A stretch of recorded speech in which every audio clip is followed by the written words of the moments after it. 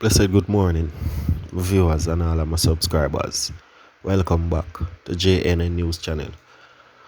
With no further ado, continue to like, share, subscribe, leave your thoughts and your comments in the comment section. If you're new here to the channel, please subscribe, turn on post notification bell so you first will be updated whenever a new video is dropped. Follow my all viewers and subscribers. Please like the video, share the content.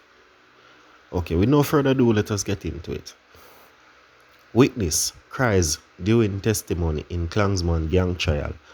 The prosecution's second witness was jeered by alleged members of the Wandan faction of the Clangz gang on Friday afternoon. He cried while speaking about another alleged gang member he called his best friend. The witness, who claimed he was the second in command of the Wandan gang, began his testimony by disclosing to the court that one of the defendants was his childhood friend and that they remained close over the years. According to the witness, they went to primary school and high school together and were often in the same classes. They would also visit each other's houses often. Additionally, he said he knew the accused man's parents, siblings, and other relatives. The witness, who is giving evidence via video link, hung his head down low and wiped tears from his eyes. During the testimony, this did not sit well with some of the alleged gang members. "Him a cry and him a tell lie, top cry," said some of the defendants in hushed tones out of earshots of the presiding judge, Chief Justice Brian Sykes. Said another big man. "Big man like that bout him a cry." Turning to this adult ears, the witness testified that his best friend joined the gang allegedly led by Andre Blackman Bryan before he too, the witness, became a member of the criminal organization in 2016. However, he said he and his friend really spoke about violence or his dealings in the gang despite his friends being the alleged extortionists for Brian. The two alleged friends instead spoke about money.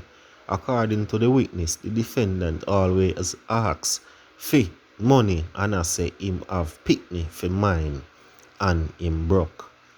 In the afternoon session, the witness testified that Brian wanted to have two members of his alleged gang executed.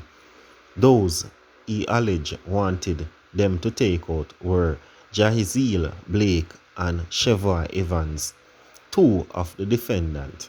Brian, the witness testified, Brandon Evans, informer.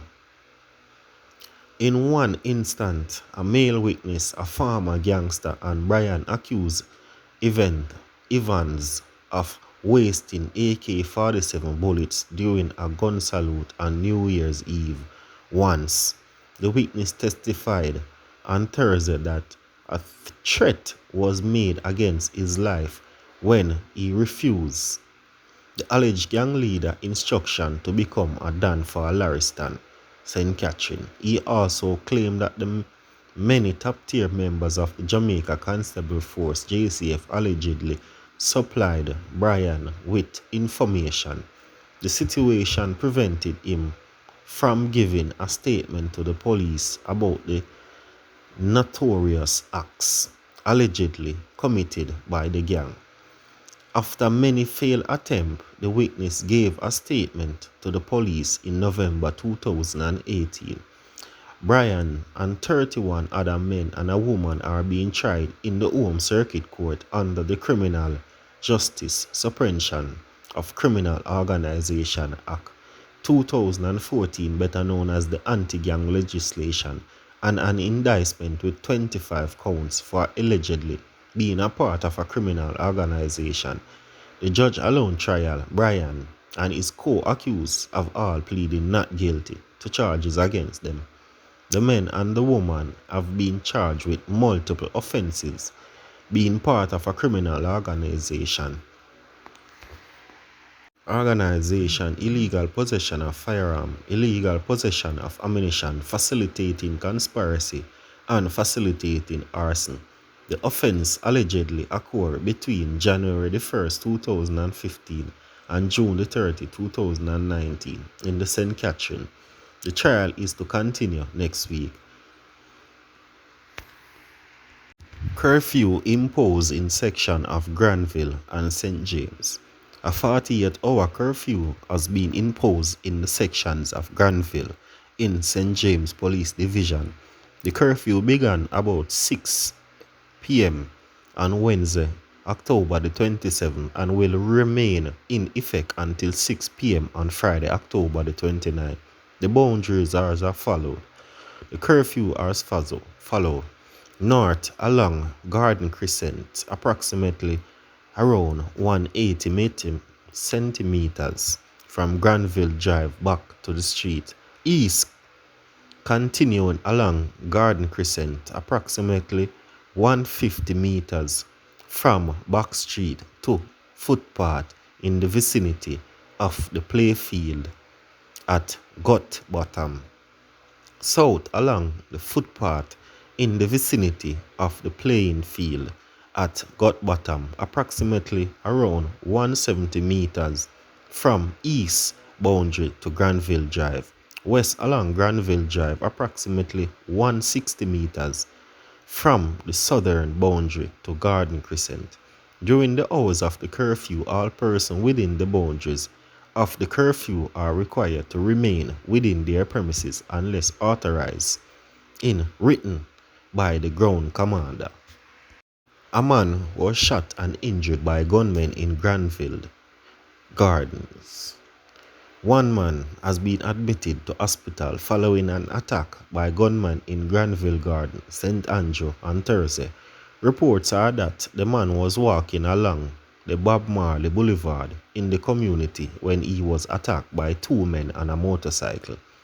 Police were called and the man who was walking in the community was found suffering from what appeared to be gunshot wound. He was rushed to the hospital.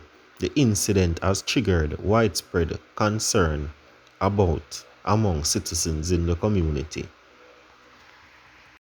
In an exclusive interview, one member of 9 Years shares the events which unfolded on Sunday, the day two other members died allegedly as a result of a cult-like ritual involving human sacrifice. In a Facebook post the same day, Smith warned congregants that a flood was coming and the ark was loading. So in terms of an ark, which we had used it before, we used the building before when COVID just started as an ark. So we gather our family, food, washing pan and everything to come to stay, and we stayed there for a few months.